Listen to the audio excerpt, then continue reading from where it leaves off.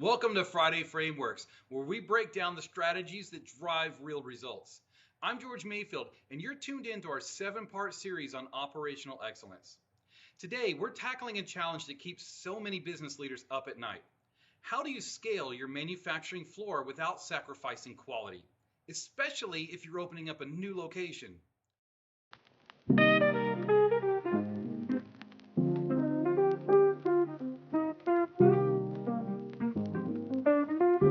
Growing your operations is exciting, but it comes with real risks, especially when customer satisfaction is on the line. If you're looking to expand without letting your standards slip, you're in the right place. A few years ago, I worked with a machine shop that was thriving in its local market. The owner decided it was time to scale, and they saw an opportunity to acquire another shop in a neighboring city.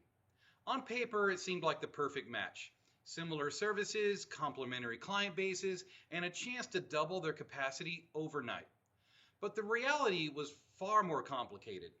The new shop had its own processes, its own culture, and its own equipment that didn't really align with the original business.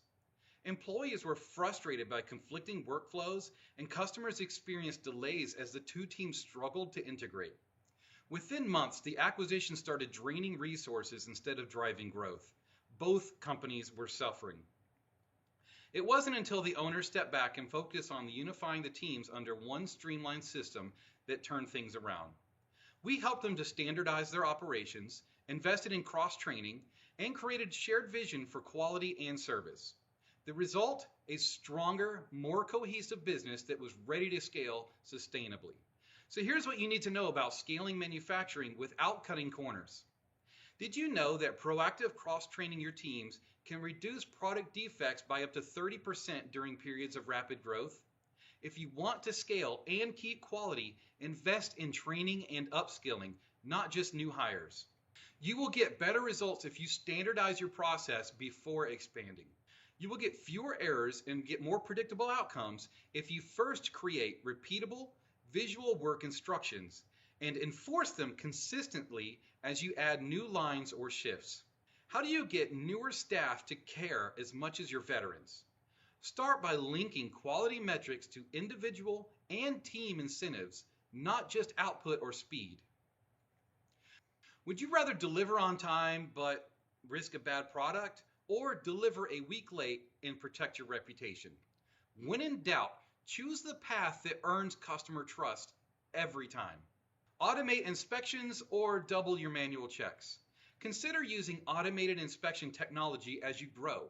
It scales with you and ensures that increased volume doesn't mean missed mistakes. Scaling is a balancing act.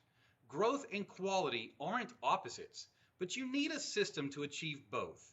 If you want resources, expert support, or a custom framework for your operation, visit imgeorgemayfield.com to connect and get the tools that you need. Thank you for tuning in to Friday Frameworks. Join us next week where we talk about the digital transformation on the shop floor and how small tech upgrades can drive big results. Until then, keep building, keep improving, and remember, operational excellence is a habit, not a finish line.